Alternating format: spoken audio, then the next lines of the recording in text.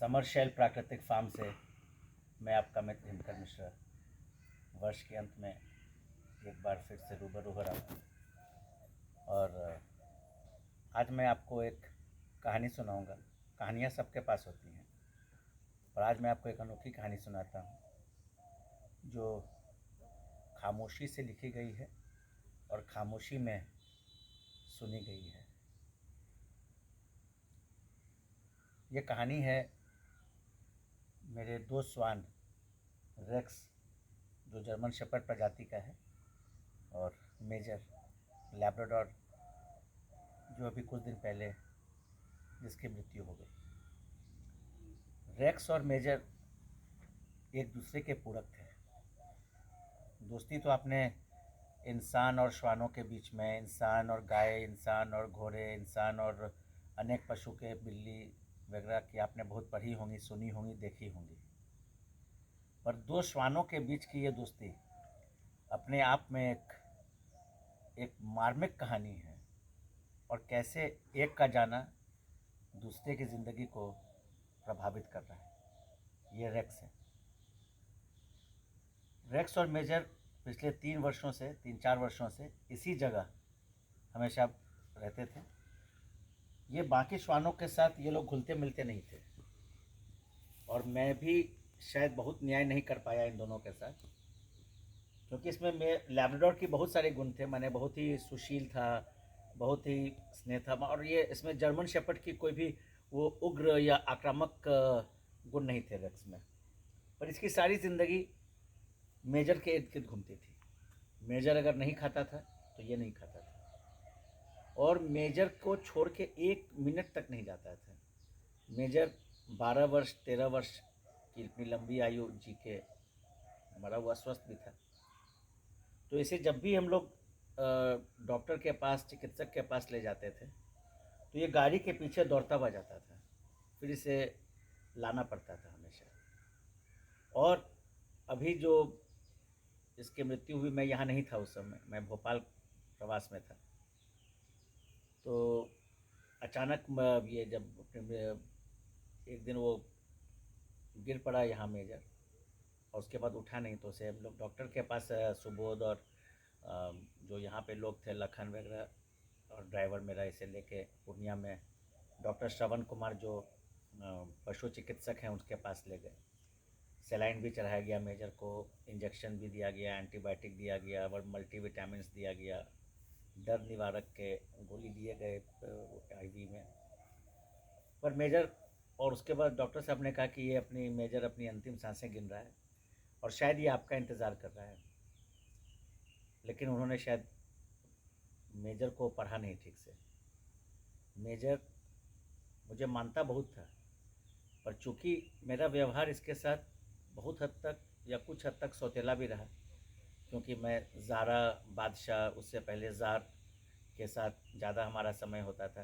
क्योंकि मैं ये मेजर घुलना चाहता था, पर ये इसको मेजर को वो जर्मन शेपर्ड जो हमारे थे, ज़ार वगैरह, वो पसंद नहीं करते थे। तो इनफैक्ट मेजर पर कर कितनी बार उन्होंने आक्रमण भी कर दिया था, उसे घायल भी कर दिया था। तो रेक्स जो है सो हमेशा मेजर के पास रहता था, और ऐसी दोस्ती मैंने नहीं देखी। एकदम निस्वार्थ, निश्चल, जो हम लोग ये स्तब्ध हैं। और अभी जिस दिन वो 3 दिन 4 दिन इसमें रहा, वेजिटेबल स्टेट में, ये सिर्फ उसके बगल में रेक्स बैठा रहा। और जब इसकी मृत्यु हुई सुबह, तो सुबोध का फ़ोन आया मेरे पास कि भोपाल में कि मेजर नहीं रहा। तो हमने सुबोध को कहा कि ज़िंदगी में तो हम उससे बहुत ज़्यादा प्यार ये दर्शा नहीं पाए, बहुत दिखा नहीं पाए। प्यार था, लेकिन उसको हमने परिभाषित नहीं किया, उसको अभिव्यक्त नहीं किया उसके लिए उस हिसाब से जिस रूप से मैंने बाकी श्वानों को किया था। लेकिन इसकी विदाई वैसी ही होनी चाहिए जैसी ज़ार की हुई, ब्राउनी की हुई। और मेरी अनुपस्थिति में वीडियो पर उन्होंने मुझे दिखाया, और हमारे सभी श्रमिक यहाँ मेजर को पुष्पों से, फूलों से उसकी अर्थी को सजाए, और सभी हमारे जितने श्रमिक हैं सुबोध की अगुवाई में सब लोगों ने कंधा दिया और उसे उसी जगह दफनाया जहाँ पे ज़ार और ब्राउनी दफनाया हुआ है।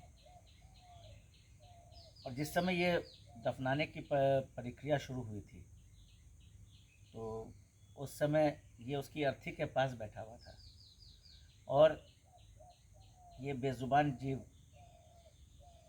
अर्थी उठाने नहीं दे रहा था लोगों को। इतनी मुश्किलें आई, वो अर्थी के पास बैठ गया। उसकी मैं फ़ोटोज़ भी आपको शेयर करूंगा जो उन्होंने लिया था। यहाँ पे वीडियो भी बनाया था शिव, इसने छोटी छोटी वीडियो बनाए थे इन लोगों ने। और रेक्स को बांधना पड़ा था सिक्कर में, इसी जगह। और यकीन मानिए ये आधा घंटा से ज़्यादा रोता रहा, बहुत बिलख बिलख के। मैंने स्वान को मृत्यु में अपने एक दोस्त के जाने पर ऐसे बिलखते हुए नहीं देखा है कभी। चुप हो जाते हैं, डिप्रेशन में चले जाते हैं, अवसाद में चले जाते हैं, पर बिलख के रोते हुए मैंने नहीं देखा, न सुना। जब इन्होंने मुझे बताया सुबोध ने कि ये अभी भी करीब 7-8 दिन हो गए इसको गए हुए, अभी भी चुपचाप गुमसुम इसी जगह बैठा रहता है, ये कहीं जाता ही नहीं है, खाना खा लेता है और चुपचाप वहीं बैठा रहता है।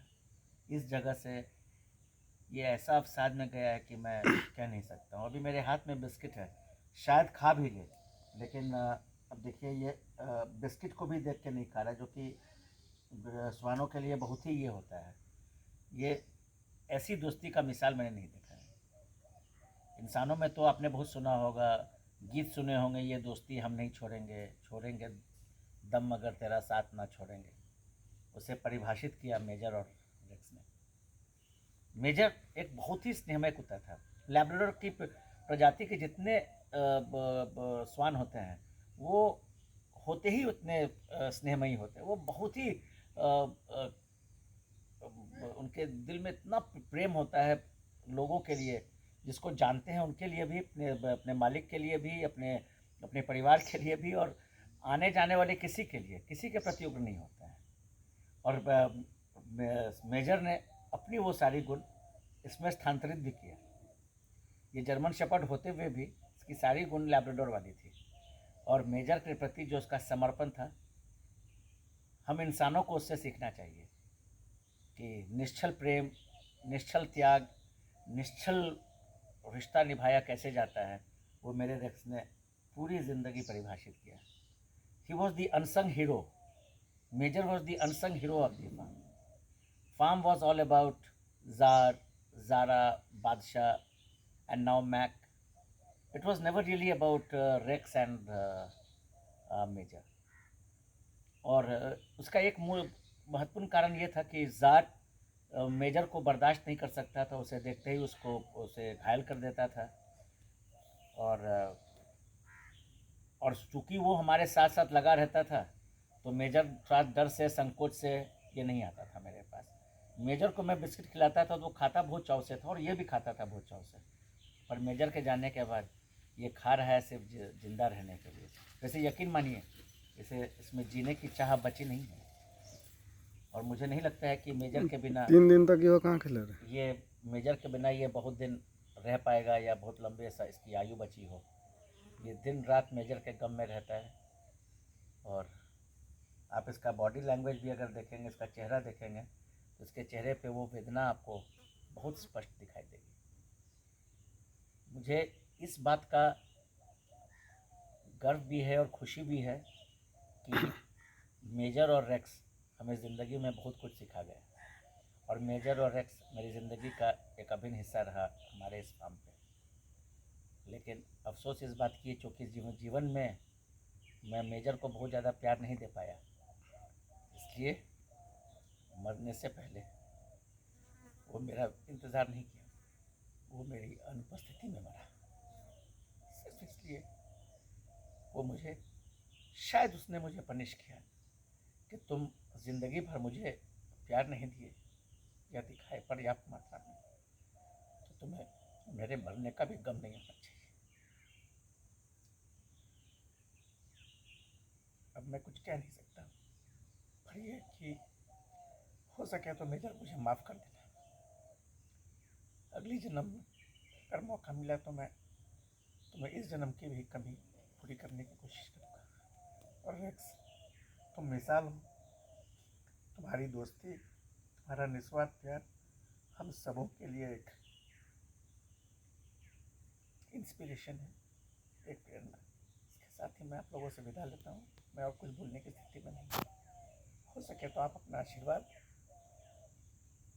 दिवंगत मेजर को दें और अपना ढेर सारी मेरे एक्स को भी भेज दें।